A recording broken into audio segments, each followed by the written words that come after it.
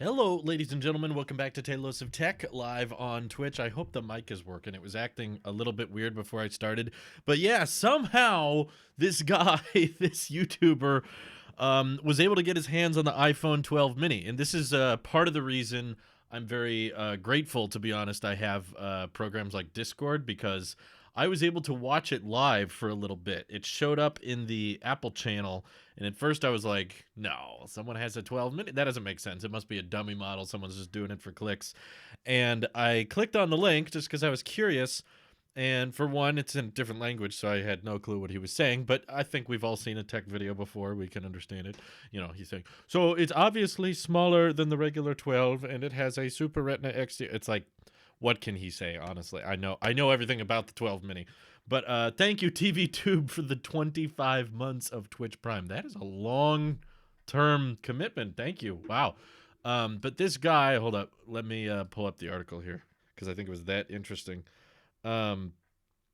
This guy probably through a carrier, I'm guessing, because it sounds like they more than likely have to send out like test units to different carriers in different countries, or maybe for some reason it needed to be sent to the EU for them to test it or something like that.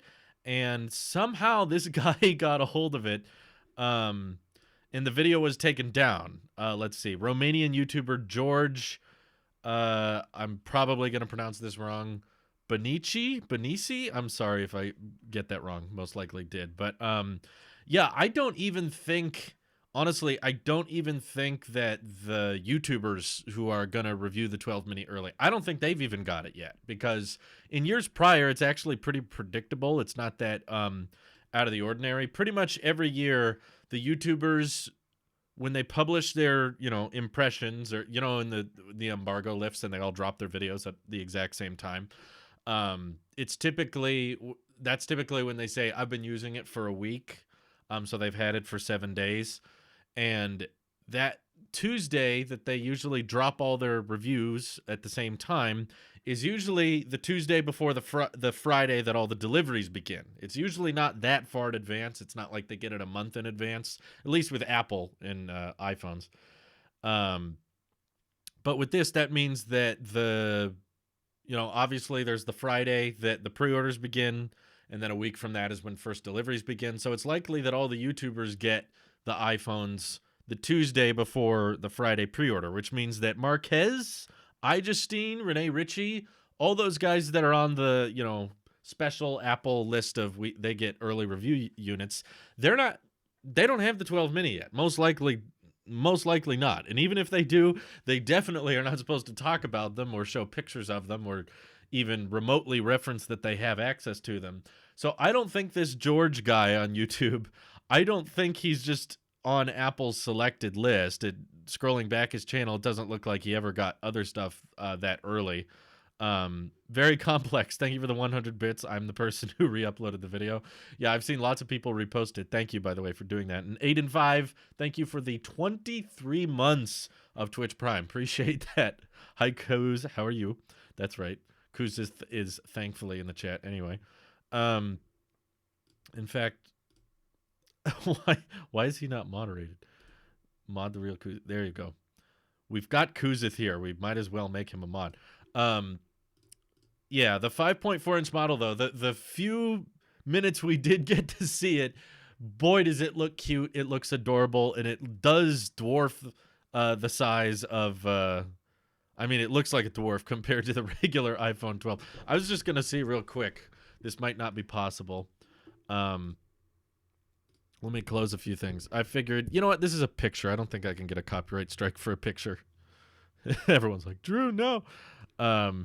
Let me full screen this. Zoom in a bit here. Hopefully you can still see my face okay.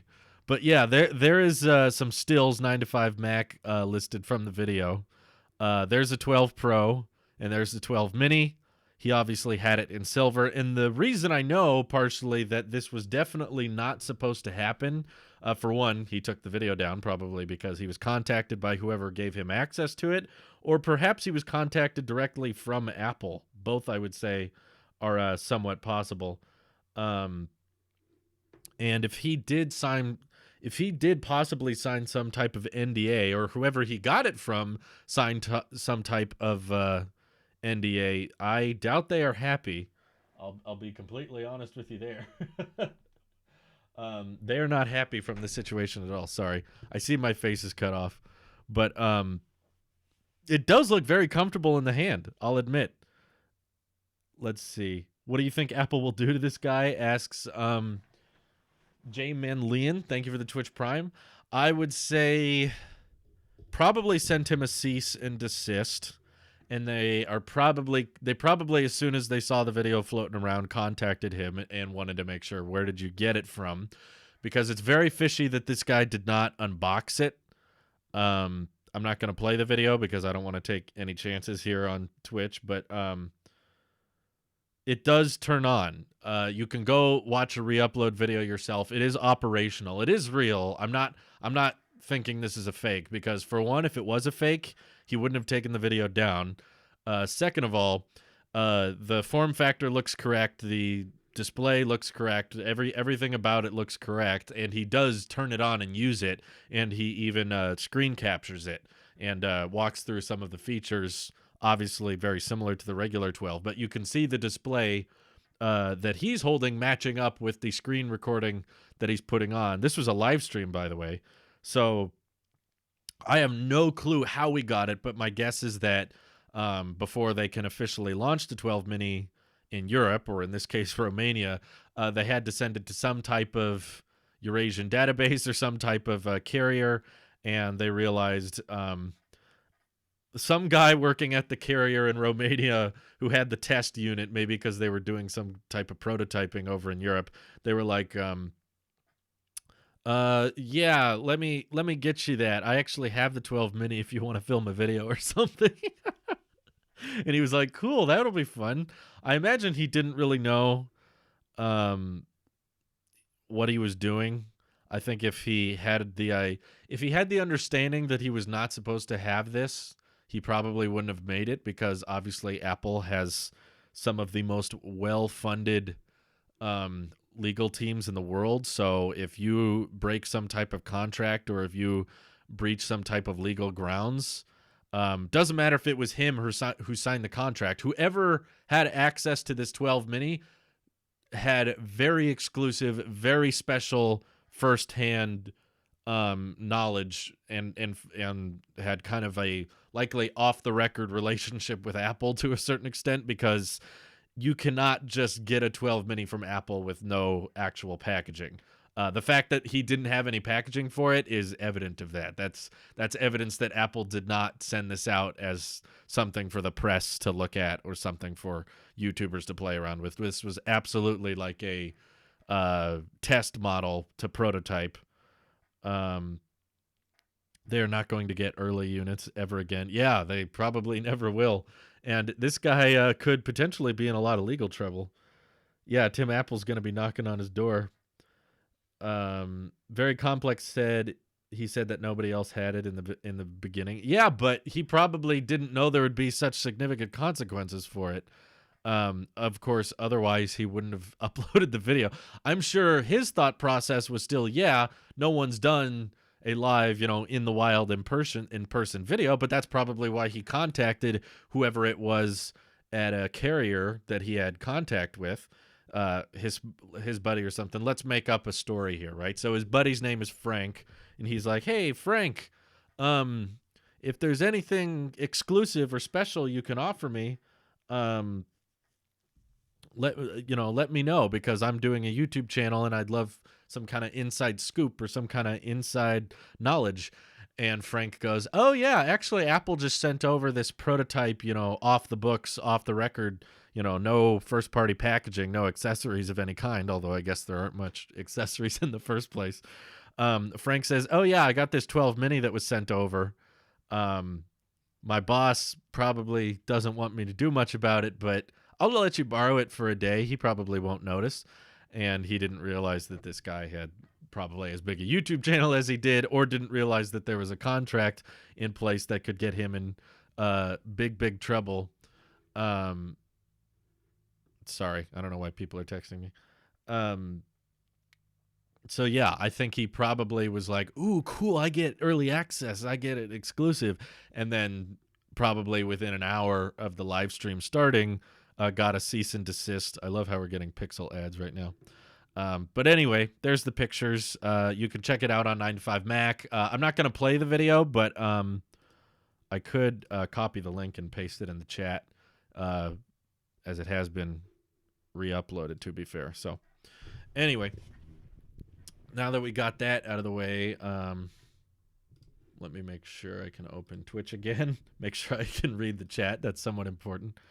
I'll paste the link if you want to rewatch the stream. Obviously, it's in Romanian, so you're not going to be able to understand it very well, and there's no captions at this time. But yeah, pretty crazy stuff. Usually not smart choice not making a video about. Yeah, honestly, if I was in his situation, you know what I would have done?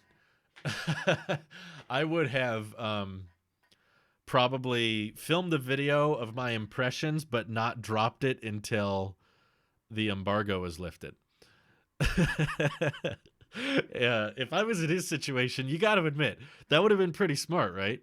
If you were in a situation where you were like, ooh, someone has access to the 12 mini, and they're not supposed to let me see it. They're not supposed to let me film it, but I'm going to anyway. And you film the whole video, you edit the whole video, and then right when MKBHD's and iJustine and Renee Rich, when everybody's video drops, then you drop yours, and everyone would be like, oh, he got exclusive access, and Apple would be like, oh, there goes our press releases on the... Did we send him one? Wait a minute. That doesn't make sense. They would be so confused, but it would probably get drowned out in the noise that there wouldn't be as many eyes on you.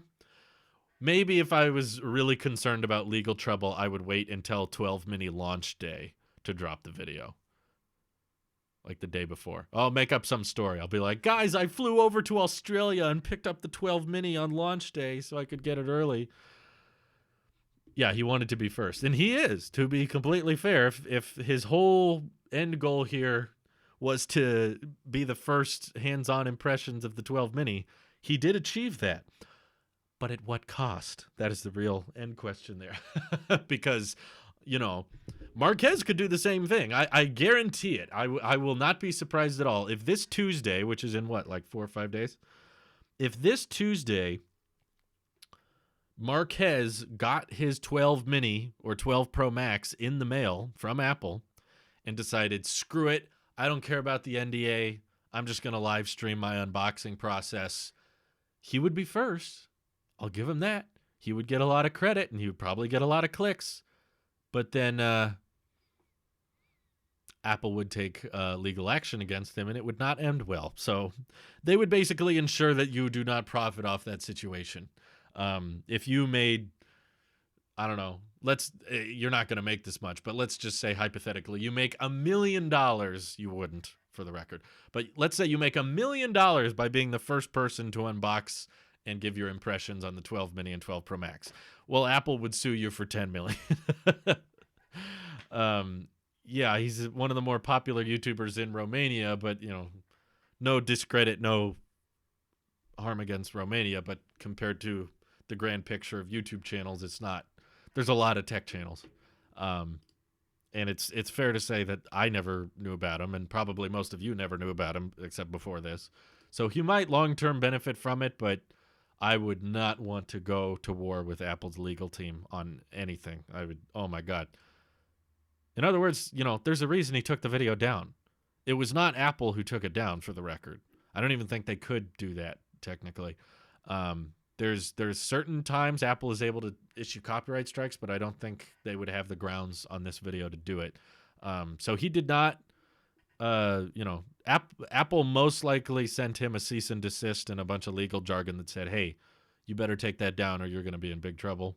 And you're already in trouble probably at this point. But either way, I would not do what he did personally. And that's not because I want to have a good relationship with Apple. It's genuinely because I believe Apple could screw me over if they wanted to. And if you did something like that, you would very much give. They're going to be contacting everyone you know. They're going to pinpoint exactly how you got it and how to make sure that never happens again. And that's true. Other companies, if he wants to partner with other brands or other smartphones in the smartphone companies in the future, no one's going to be offering him an NDA because it's going to be on the record that he, kind of broke the rules and went behind the scenes and that kind of thing. I feel at this point it doesn't matter. We know the phone exists and we know how it looks. No, I agree. I don't really think it matters that much.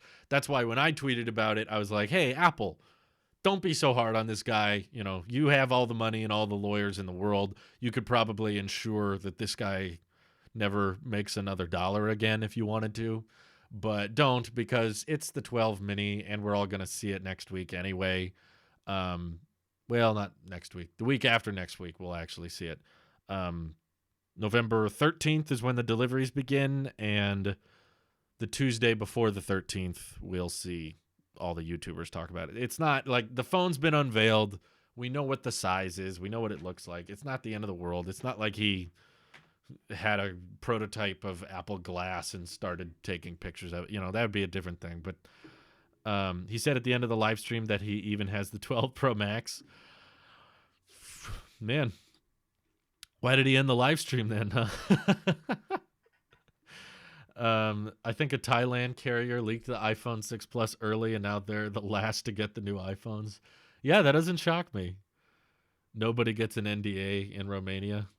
They got something because you can't order the 12 mini. So if someone has it, it's because, Apple specifically wanted that person to have it and likely didn't want anyone else to have it. So I don't think this was just one of those Good Morning America cameos that, hey, we're going to give the Good Morning America team the iPhone early. That's not what this was. That wasn't it. Coda2 says, I just got my first iPhone 12 Black 64 gig since the 5. Been using Android since. Wanted to change it up. Liking it so far. Oh, that's cool. Your first iPhone since the 5. Wow. You probably don't feel that different then in the first place. Because I still got my iPhone 5 here on my desk, and I keep comparing it. Whenever I see my 12 Pro, it reminds me of my first phone. Because my first phone was so similar to this with the dark design and the squared off edges and everything. Yeah, Good Morning America is too rich to be sued. Well, they probably, I think she said on the news program, for those who don't know, Good Morning America had the 12 Pro and the 12 before everybody else for some reason. And they didn't do much with it. They basically just held it up while talking about it. They didn't do any like B-roll shots of it, but they were like, hey, here it is. It's the new design. It's cool. Here it is. And they said, I think Apple sent it to them, and it was not under an NDA, so they're fine. How has the 12 Pro been? It's been good. I will admit that while I like the new design, the other day I picked up my 11 Pro Max just to see, if the battery was dead. It wasn't, by the way. It's held the charge for the past week or whatever. And I noticed as soon as I picked up my 11 Pro Max, it felt way more comfortable.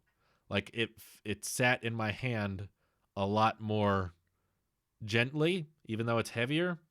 And I noticed that the sharp edges just cut into the hand a tad bit more. It's not like unbearable. It's not like, oh my God, I can't hold it. Like I can still use it fine, but just after prolonged use, after holding my phone for like hours, I started to notice it. I started to pick up on it. I was like, it's kind of sharp. Those edges are kind of pointy.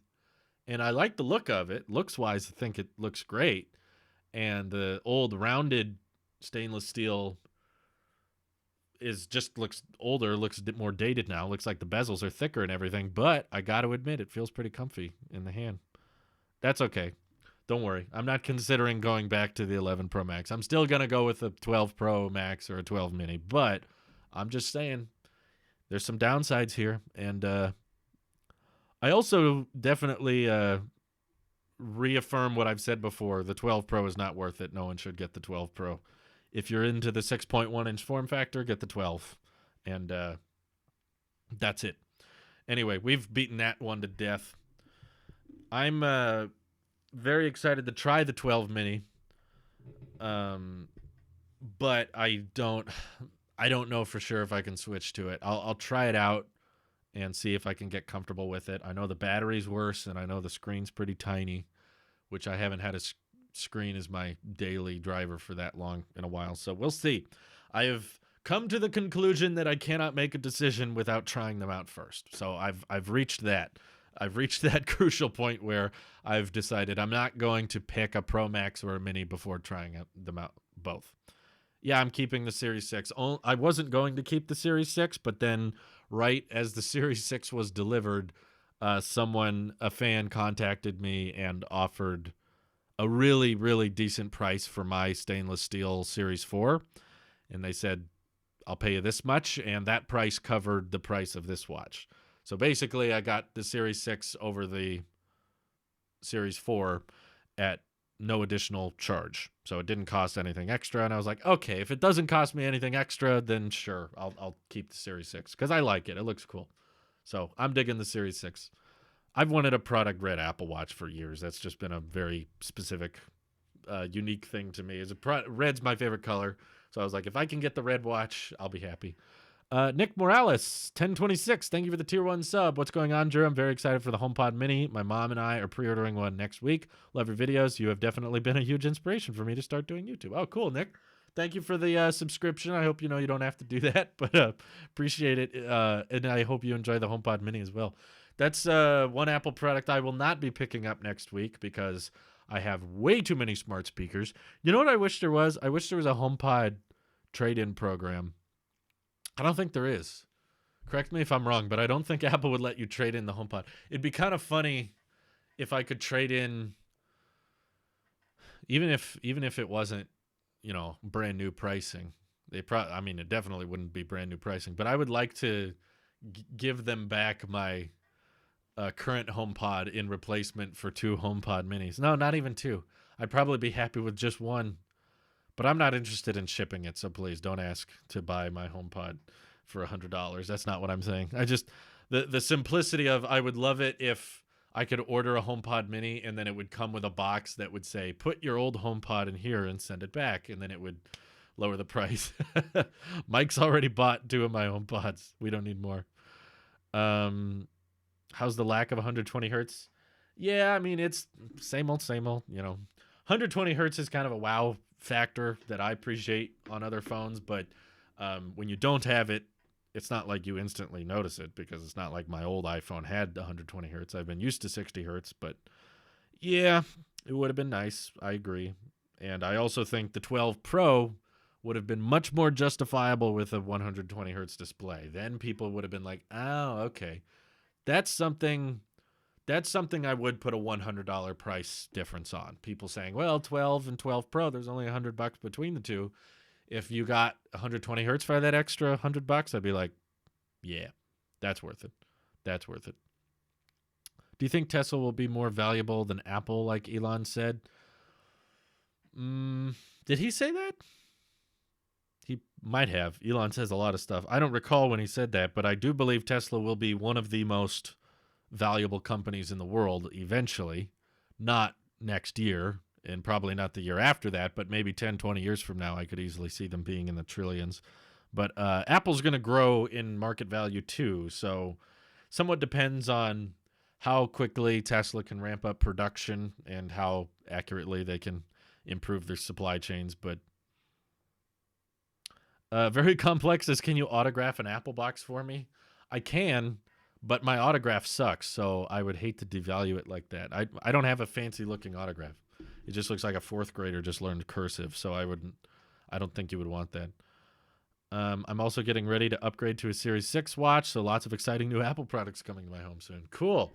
What Apple Watch are you coming from? Because I feel like the Series 6, honestly, after using it for like a month, it's not that noticeable. It's not impossible, in case you're wondering, for Tesla to surpass Apple in value because, I mean, what's Tesla's market value right now compared to Apple's? They're not monumentally different in market cap. 389 billion versus Apple at 1.9 trillion. So close to 200, 10, no, not 10 times, 5 times bigger. Yeah, Tesla's value can grow incredibly fast if you've watched their stock or watched their company over the past few years. It took them over 10 years to deliver their first million vehicles, and now there's a likelihood that they could deliver a million vehicles in 2021. So imagine how many they're going to be delivering in their energy business with power walls and solar and all the other markets they're tackling. So, um, why would you want his autograph? Yeah, I agree. I wouldn't want my autograph either. Every time I sign something, I'm like, ooh, that doesn't look good. But 10 bits from Very Complex. There's a study that concluded electric cars will be as cheap to produce as gas cars by 2025. Well, it's not just a study, it's something Tesla said they would do at Battery Day. They want to eventually make electric cars cheaper than gas cars, even up front, because there's less parts, and it's just a matter of economies of scale of getting those fewer parts, because electric cars have less parts in them than gas cars. So it's just a matter of, it's just a matter of getting those smaller number of parts to smaller price points, which Tesla wants to do. So, no. Market valuation does not equal more profits, but that wasn't the question. He was asking, would Tesla be worth more than Apple? So I guess it depends on how you define worth. If we're talking market cap, sure. If we're talking profitability, I excuse me. It's just a matter. Oh my God! It's just a matter of time. Tesla seems to be growing very, very fast, and Apple, I don't know. Apple's going to run into more growth problems, I think, over the next decade. They're going to try to figure out ways of making things more affordable and moving more towards services. But really, how well are they doing with services? And the government kind of wants to break apart Apple. They think they have too much power right now. So I don't really see how Apple can significantly grow in the next 10 years. I think they just delivered their 1 billionth iPhone. So the smartphone market's in decline, which is Apple's biggest source of revenue. And yeah, they're bigger and they're worth more now and they have tremendous profits, but I wonder how much is that going to change over the next 10 years? Are they going to slow down? Are they going to exponentially grow? I don't think so. I feel like Apple's kind of peaked when it comes to something that can sell as successfully as the Apple Watch or the iPhone or the Airpods. They'll still sell well. I'm not saying Apple's doomed. I'm just saying Apple could, profit-wise and revenue-wise, be somewhat stale and somewhat flatlining over the next 10 years, whereas I can see Tesla going, taking off like crazy.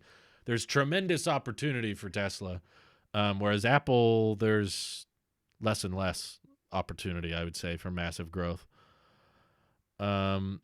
Let's see. Remember when you said if Apple reduced the price of the iPhones by the power plug, it would justify them removing it? Well, that didn't happen. I don't remember if that's exactly what I said. That could have been it. I apologize. Yeah, I'm wrong on a lot of things. Surprise, we know that. But I think my point was if they remove the accessories, they can put that added value into the phones themselves. The other thing that did age very well is I've been saying for a long time that the iPhones in 2020 were going to get more expensive. I was saying that back in 2019. I was like, 5G makes everything more expensive. There's more import tariffs coming into effect. And if they're bringing OLED to the entire lineup, OLED costs more money than LCD. So that's going to make the iPhone price go up. So frankly, the fact that the iPhone 12 lineup still starts at $700, just like the iPhone 11 lineup started at $700, I think that's pretty amazing considering all the Androids that gained 5G and had to go up in price this year. And, the 6.1-inch model is really the only iPhone 12 that got more expensive. That's the thing. A lot of people say, oh, the iPhone's got more expensive this year. Well, really just the one. The 12 mini is the same price as the 11, and the only difference between the two is the size. The 12 mini is better than the 11 in a lot of ways. It has a higher resolution, has a higher pixel density, has a brighter display, has a richer display, richest pixel density. It has a better camera. It has a faster processor. It has faster modems. So other than size, it's better than the 11 and starts at the same price. And the iPhone 12 Pro is the same price is the 11 Pro, except it has twice the storage, larger display, and all the benefits of, the improved camera, the 5G, the A14 chip. 12 Pro Max, same price as 11 Pro Max, but same great battery life, bigger display, improved cameras, improved night mode, A14 chip, all those things. So really the 12 6.1 inch is the only thing that went up in price. Everything else stayed the same price and got better. Apple will make a win close 1 million in 10 years only on chargers because you have to buy a charger for your Apple device. What? Work on your wording a little bit better, Dark Up, because I don't know what you're trying to say. Apple will make a win close 1 million in 10 years only on chargers. Not everyone who buys an Apple product has to buy a charge brick, though, because we already have a bunch of chargers. That's the point. Does the extra 2 gigs of RAM on your 12 Pro make a noticeable difference on your day-to-day usage? Not at all. And I will fight tooth and nail to argue with people on that. There's already people bringing that up on Twitter today. They were like, the 12 Pro, that extra 6 gigs of RAM, that's what makes it worth it. I was like, you will not notice a difference. Unless you're everything Apple Pro, launching 30 apps on your phone next to each other, side by side, and then closing them all and opening them again, you might notice a slight advantage there with the 6 gigs of RAM, but it's not, with day-to-day usage, it's not noticeable. Same thing with, back when I tried the iPad Pro from 2020, that had 6 gigs of RAM, and I used that for a while, and it behaved and worked exactly the same way as my iPad Pro from 2018, which has 4 gigs of RAM. Point is, you don't need 6 gigs of RAM. I'm sorry. I'm not going to put a $100 price increase on 2 gigs of RAM. Doesn't justify it, so I wouldn't recommend it. I will stay true to this point, okay? After using the 12 Pro, after seeing the speed tests, after seeing the camera performance, I have ultimately and finally come to the conclusion you shouldn't buy the 12 Pro. I'm not budging on that. If you do and you want it because it's steel or just it has something you really, really wanted for some minuscule reason, I'm happy for you. That's great. I'm always in favor of people buying whatever they want. But if you want my advice, if you want my opinion, there is no circumstance in which I will recommend the 12 Pro. Let's see. What Apple/tech product are you most looking forward to next year? Apple Silicon iMac, by far. Everything has got the bezel-less treatment, right? The Apple Watch got thinner bezels. The iPad got thinner bezels. iPhone got thinner bezels. The one thing that didn't get thinner bezels is the all-in-one iMacs. They've had the same old boring design for the past 10 years. And Apple's finally making this transition to Apple Silicon, and we're now hearing rumors and leaks about an iMac redesign that's going to look like an iPad Pro with the thin bezels. And yeah, that's most likely what I would get, because I've been thinking about replacing my iMac Pro for 2 years now. But luckily, it's still working fine, so I'm not in a rush to replace it. But if we can get Apple Silicon that's faster and a really fresh, clean, new design on the iMac side of things, yeah, I would totally get that. It sounds awesome. As long as they price it well. If it's like 10 grand, no, I wouldn't get that. My budget is around $5K, preferably less, as long as it's faster than my iMac Pro and a bit cheaper. There's something there's something like the logic of it. I don't want to spend more money than I did on my iMac Pro just to get better performance, because my logic is, technology and computers should be getting better and affordable and cheaper. So I don't want to replace my iMac Pro with something more expensive, because I already think that this was a very expensive giant purchase, and it's coming up on its 3-year birthday. So I've had it for a while and it's worked great and it's still working great. But yeah, I don't want to drop more than $6,000 on the next Mac I get.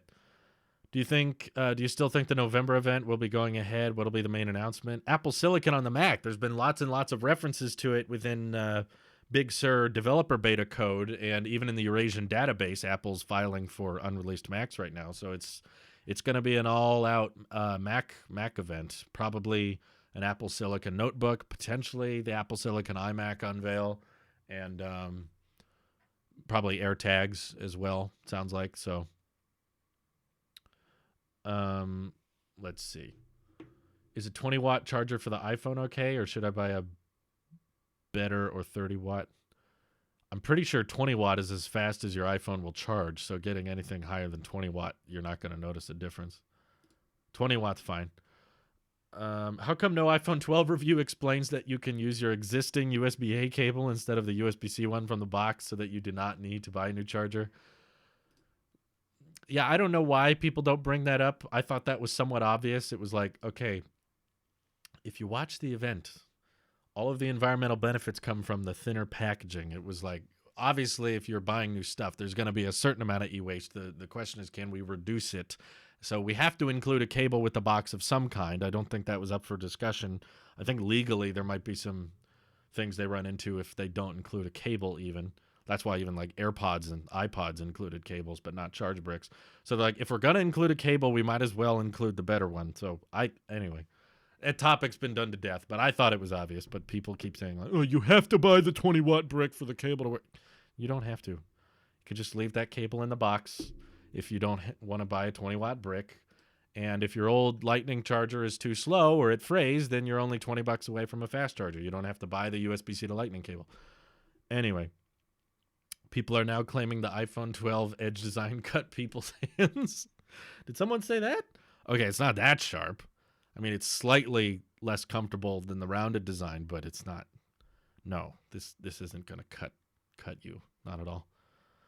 Apple invited developers to one-on-one labs with Apple Silicon. Yeah, I saw that invite go out as well. So it's looking more and more likely. Most likely the third Tuesday. Typically, Apple events are on the second or third Tuesday of each month. So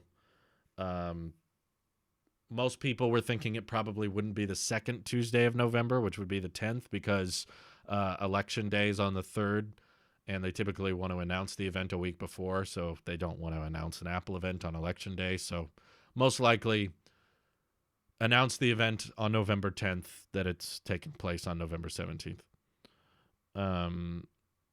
Let's see. November.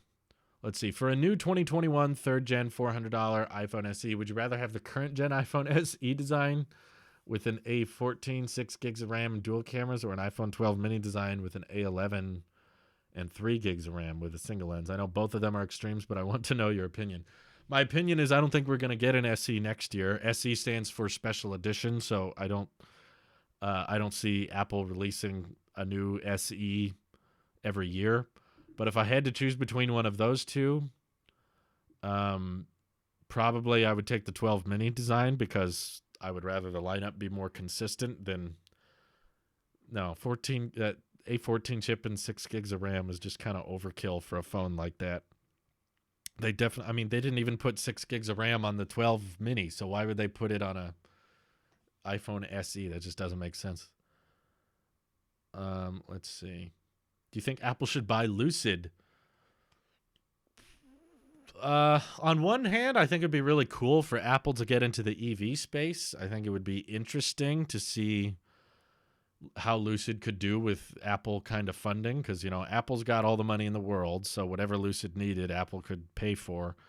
But also, Lucid's kind of aiming for that very, very high-end luxury market, and I don't know. I'm not crazy about Apple catering more to the high-end luxury market. I would rather Apple work on things that actually make a difference.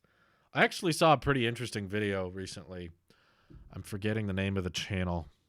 Try to remind me in the chat if you can. But someone recently posted a video, underrated channel. Why am I blanking on the name? I can't remember it. Someone recently posted a video about Apple competing with Tesla on EVs. And they brought up a really good point, in my opinion, was that the companies have different fundamental visions.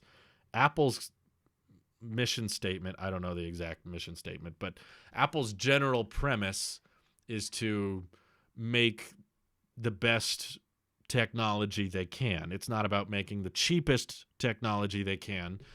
Tim Cook has always been very upfront about, our goal isn't to sell the most, it's to sell the best. We want to have the best phones, the best laptops, the best desktops, So they would, if they were in the EV market, their focus would be on making not the most amount of EVs, but by making the best EVs with maybe great range and great luxury and great feel.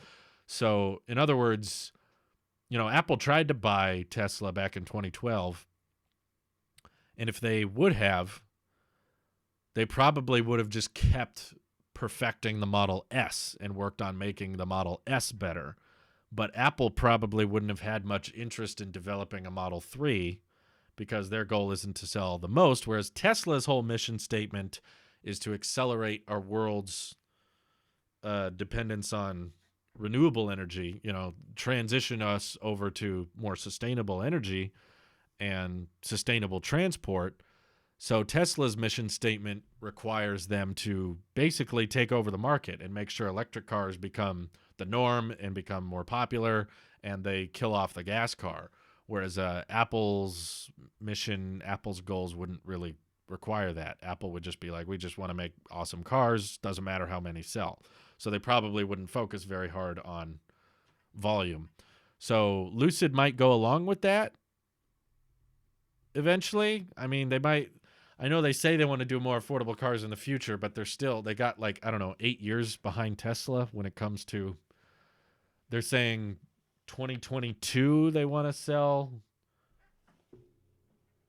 By 2022 they want to sell an $80,000 or $70,000 car, but by 2023 Tesla wants to be selling like a $25,000 car. So they're still in completely different realms, but Apple's getting accused of anti-competitive behavior and monopolistic practices. So if they bought out another startup like that, probably wouldn't be a very good look for them. And Tim Cook is smart.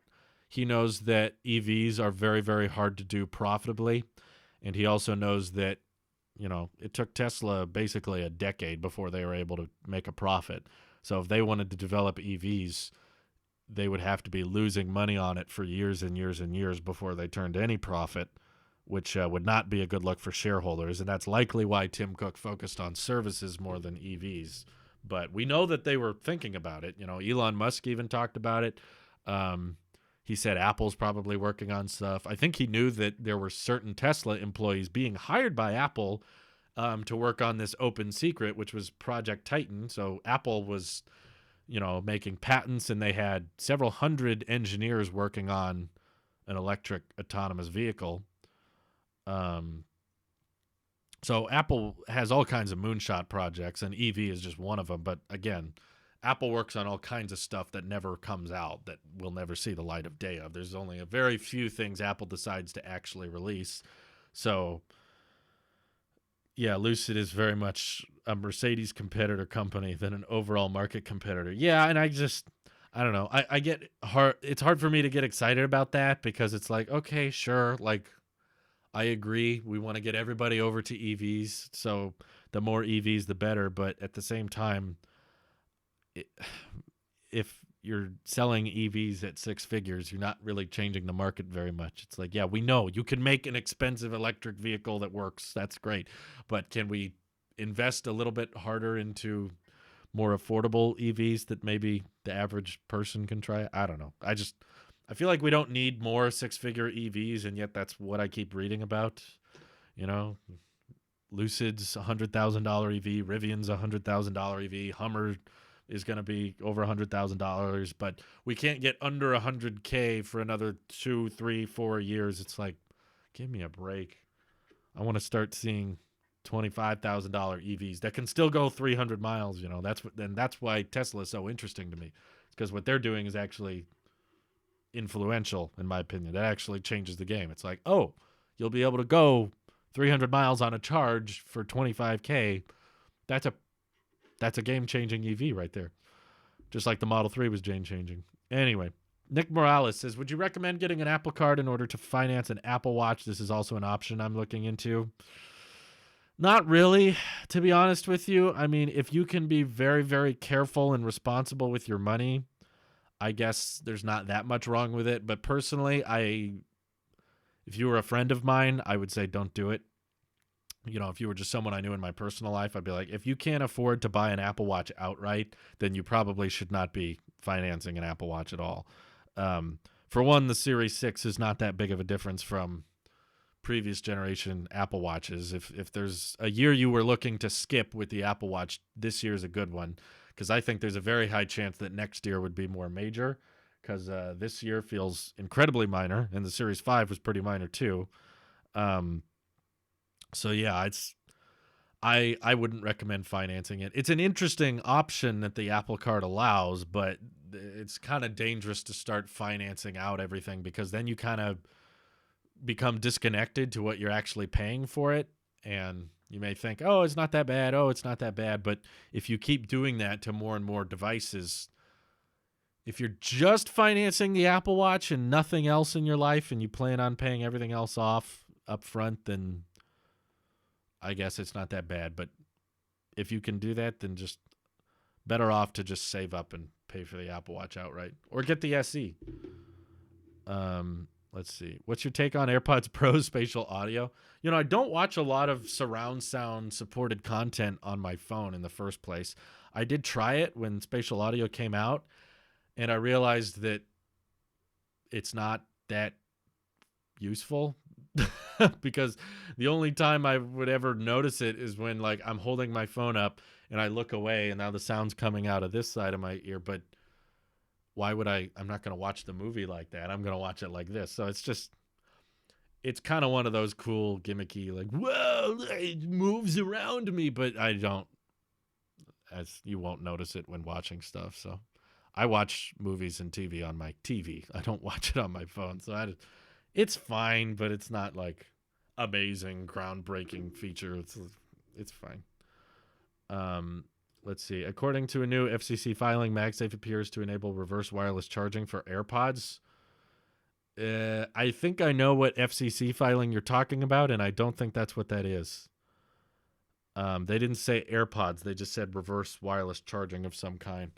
But we all said the same thing about the iPhone 11 last year. They were like, it has the hardware for reverse wireless charging. They just turned it off in software, but then later on in takedowns, they were like, no, that wasn't the case.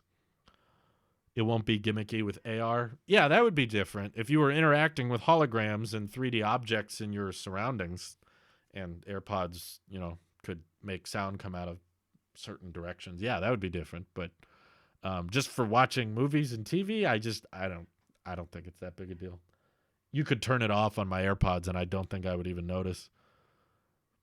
I use my Apple Watch with my AirPods Pro outside as an MP3 player. Yeah, that works. It's kind of like a portless Bluetooth iPod in a way.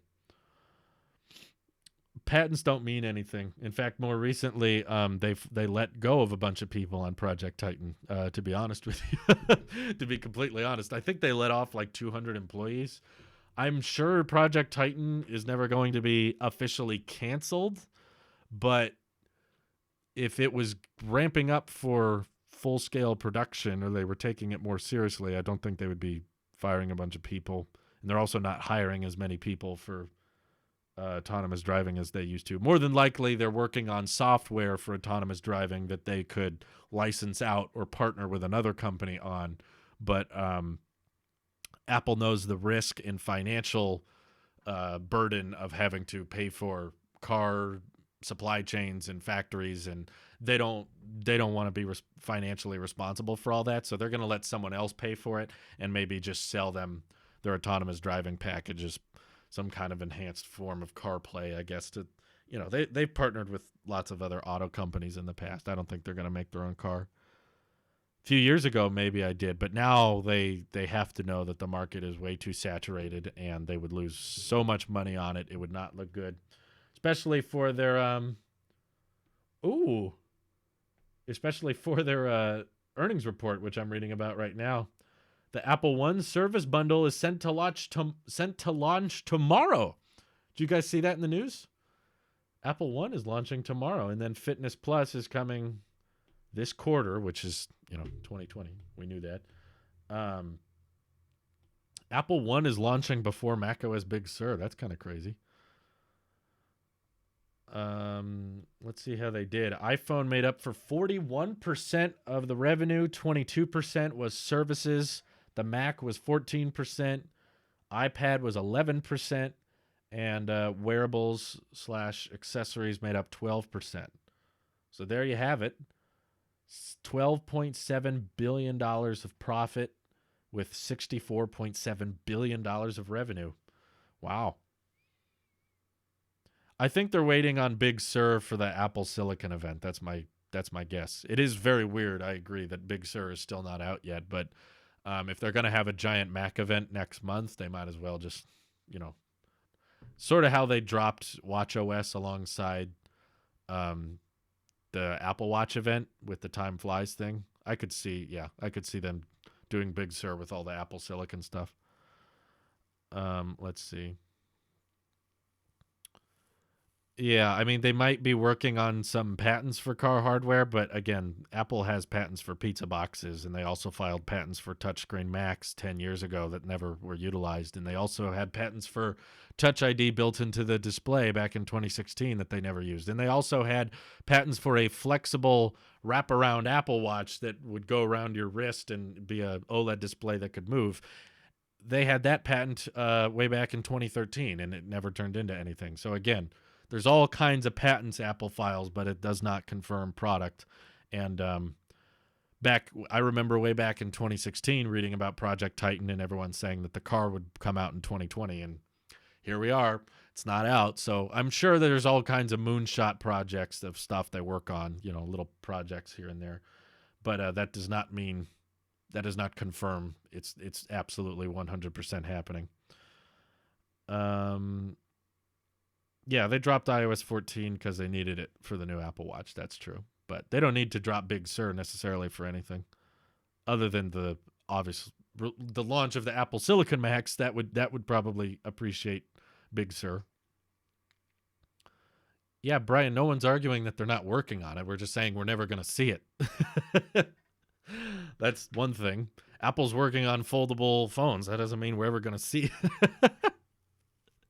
As two separate things, you know, up until, you know, people have been saying for the past few years, Apple's working on AirPower. That doesn't mean it's going to come out. There's two very different things. Is your desk setup all done being configured for a while, or is it still being switched up? My desk is pretty much done. I'm pretty much done with the rest of the office. No, the TV behind me, I don't want to be there. But I'm holding it basically because my parents are moving next year and they wanted the TV because it's an older one that I don't really want anymore because we have a better one that we use in the living room. But they just needed basic TV for one of their, what's it called, media rooms or something. They have a big house. And they wanted they wanted an extra TV for that. And I was like, you guys can have that one. I'm not using it. And they don't have a place to store it right now because they're moving out of state. They're moving very far away.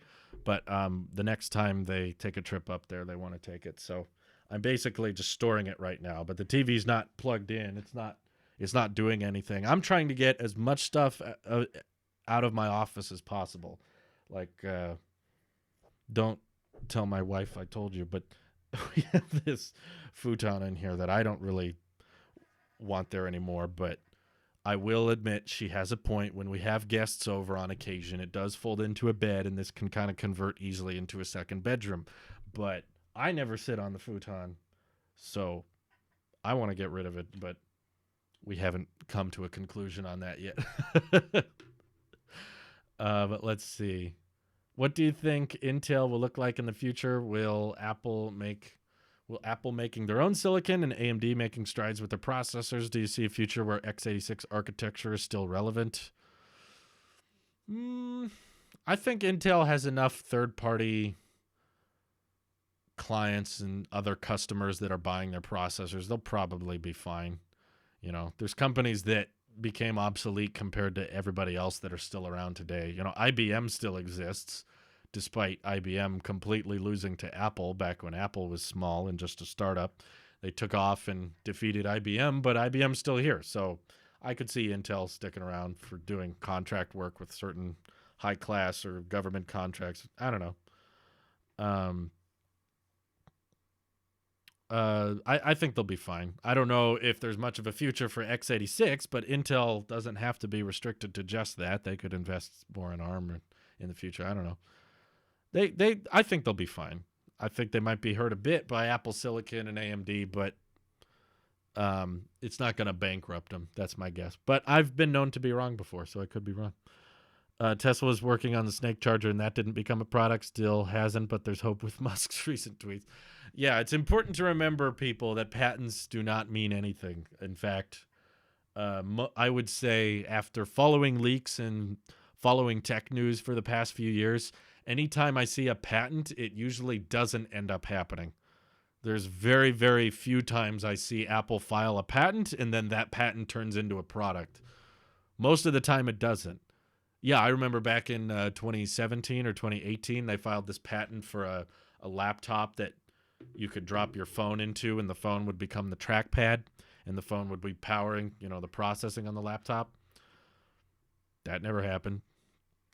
Yeah, IBM lost big time, but they're still huge. Yeah, they're worth a lot and they're still around here in 2020 despite them missing the mark and falling behind on a lot of their competition. That's kind of how I see Intel. They'll still be here, they'll still be around, they just won't be industry leading as much as they used to be. Who's getting Apple One? I want to get the Apple One free trial of some kind. I don't know. Maybe I'll mess around with News Plus for another month. Maybe one day you can change the battery in your Tesla. They actually were working on that in the early days. I think one of the early Model S prototypes had a swappable battery, but they realized that people don't like it and it's way too expensive, and it's way more expensive to build an infrastructure that allows you to change out batteries on vehicles, and people would rather recharge, to be honest with you. And no, God, no. I wouldn't replace the futon with a bunk bed. I'm trying. My pitch, it's not a very good one, but my pitch is that we get rid of the futon and replace it with an inflatable mattress so that if someone does come over, they can stay on the inflatable mattress. But if no one is staying over, which is, 99% of the time, then we can just deflate the mattress and put it in storage. Like, just leave it in a closet. That way my office can be more open. There's more walkable space and I have more room for the lights and the cameras. I just want to make best use of the small square footage I have, which is good. It's a good challenge. It's a good mental exercise for minimalism and all that and keeping the mind clear. But she likes that futon, so we're keeping it for now. But that's it.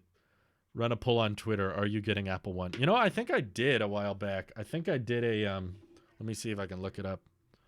Real cool. This just says all I want is Big Sur. I really want it too, but I'm worried because my buddy Randy put the Big Sur beta on his Mac and then he wasn't able to export anything, which would be a big problem for me because obviously I use my Mac for work. So if I put software on it that prohibits me from exporting videos, I'm going to be in big trouble. So I obviously don't want that to happen. So I'm hoping that when the official release comes out, everything will be ironed out and it won't be too buggy and I can still make videos and stuff. But when I did use Big Sur on the Mac Mini, it looked great. I love the UI. I love the cleaner look to it. It's just such a modern, natural look. I really want it to come out, but I want it to work well. I don't want bugs.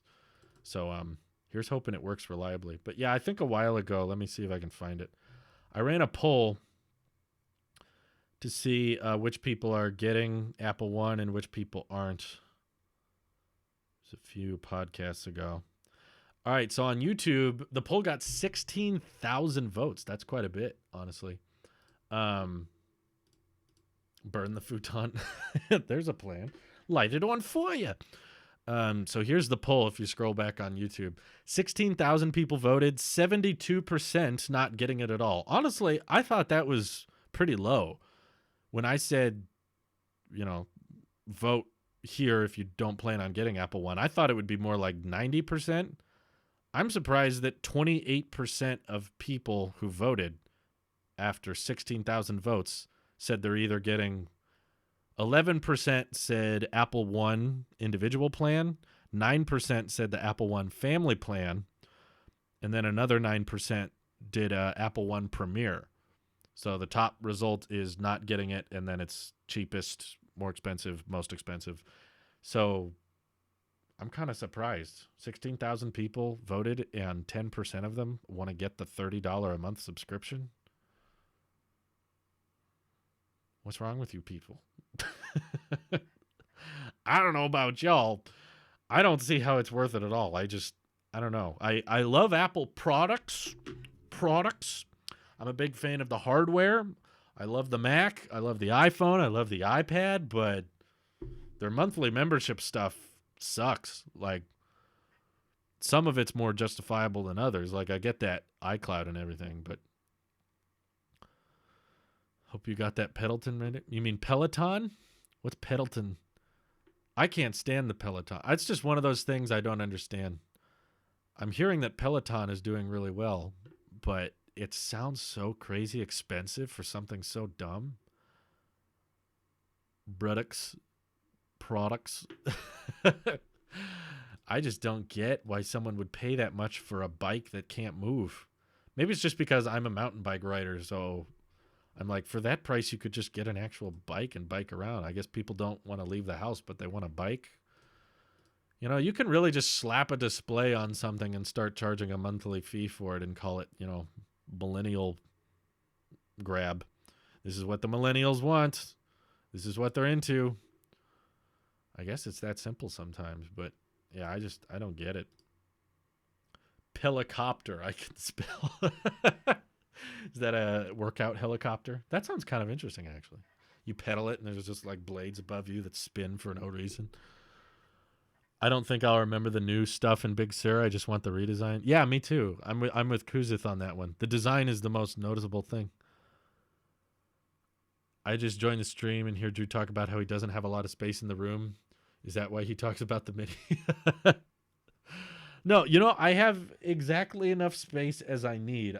I want to get rid of things that don't serve a major purpose in my life, and I think that's very healthy. Like, obviously, the futon has been in this office for over a year, and I've been able to make tons of videos and do all these live streams with the futon.